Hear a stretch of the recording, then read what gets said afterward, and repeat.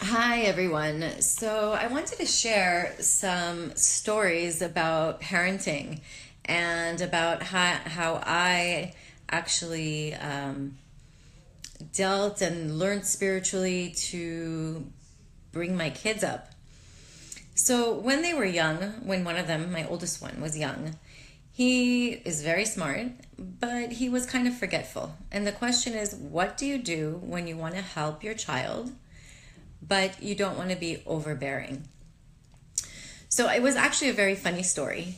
Um, he would forget to do his homework. He was very, very, very smart, but he would not copy what was on the board and he would forget to do his homework and he would come home and, it was the same story every day. Did you do your homework? No, I forgot to write it down.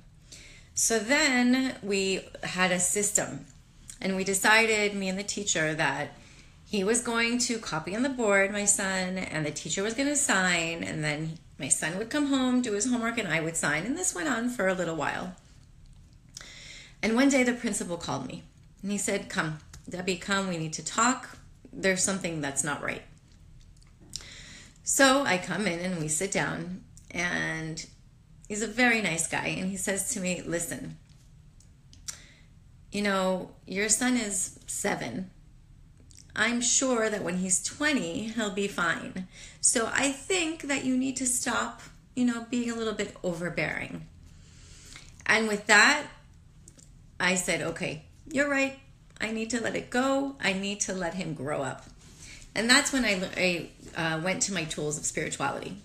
And this is where it's hard. It's hard as a parent. It's hard as a mom. Even though we know what's right, it's hard to use the tools. And what are the tools?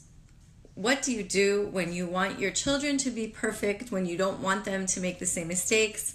And this is what everybody says. I made those mistakes when I was young. I don't want you to make the same mistakes. But the truth is, imagine that you are a banker and you're, let's say, the president of the bank, and you have all this money that people put in the bank. Now, you're the banker and you work in the bank, or maybe even the bank belongs to you, and you have all this money, but the money's not yours. The money is just there so you can handle it. This is how we need to think about our children. Our children are gifts from the Creator. And really, they're not ours. They belong to the Creator. So if we want them to grow up in the right way, or we want them to have tools, our job is not to stand in their way. Our job is to give them as many tools as we can to guide them, and then let them lead the way. They'll make mistakes. They might do things that we did because there's a reason why they're our children.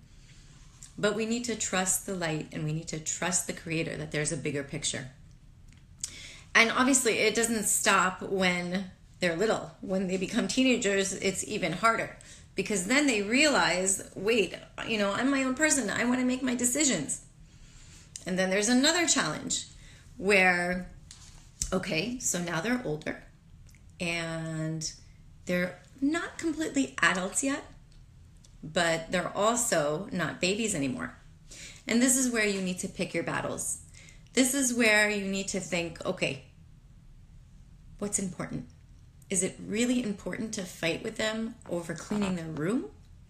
Or is it important to teach them spirituality? Is it important to give them tools to go out in the world and make the right choices? So the room will be messy. Close the door. Just close the door. Don't look at it. Not your problem. They're teenagers. They can do it themselves. You don't have to look at the dirty floor. But what we do have to do is give them the tools to believe in themselves. One of the most important things that we can do for our children is to teach them self-esteem, is to teach them that they're the best. A lot of times we tell them what we don't want them to do, and we don't focus on what we do want them to do. So what I want you to do, all those moms out there, is I want you every day for the next 30 days to tell your children how good they are, how beautiful they are, how smart they are. And you'll see how many changes will happen in their lives. Now, we need tools ourselves, because a lot of times what we do is we project our tikkun, we project our corrections, we project our problems onto them. So we need to breathe. We need to believe in the light. And we need to think that those children, our children, are not the same person as we are. So if we get mad, there's two different ways of getting mad.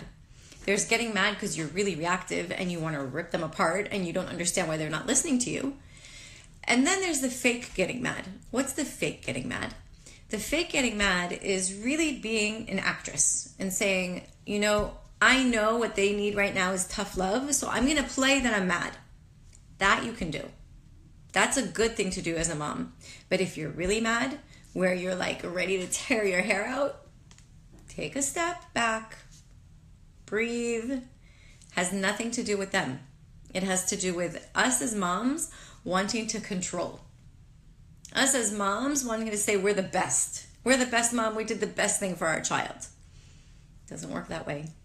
If we're able to act, if we're able to really know what's good for them and not think about us. And this is the tough part. We need to take ourselves out of the picture.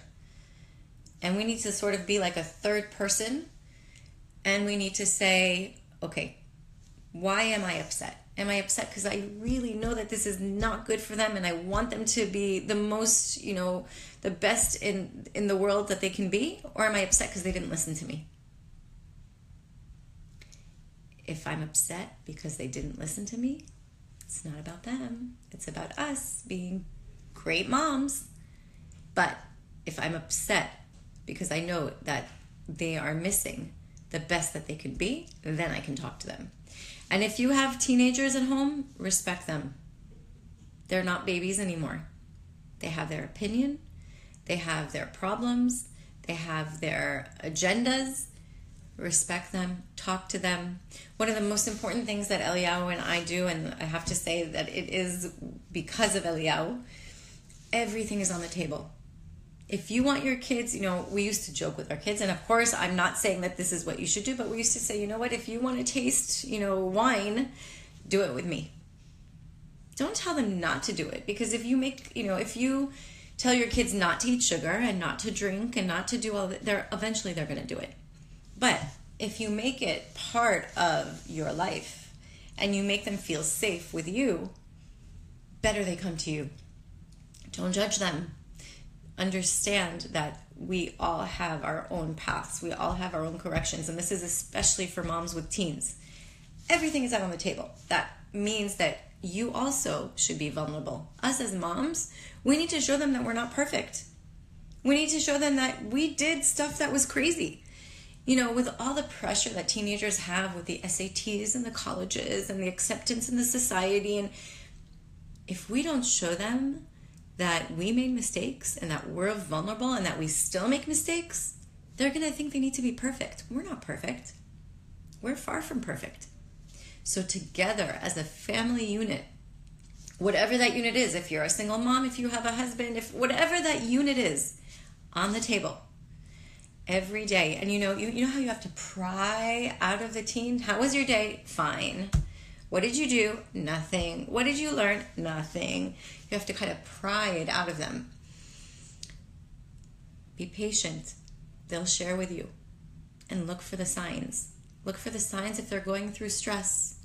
Look for the signs if they're tired, if they're exhausted. Not just emotionally or physically, but mentally, with everything that's happening in the schools today.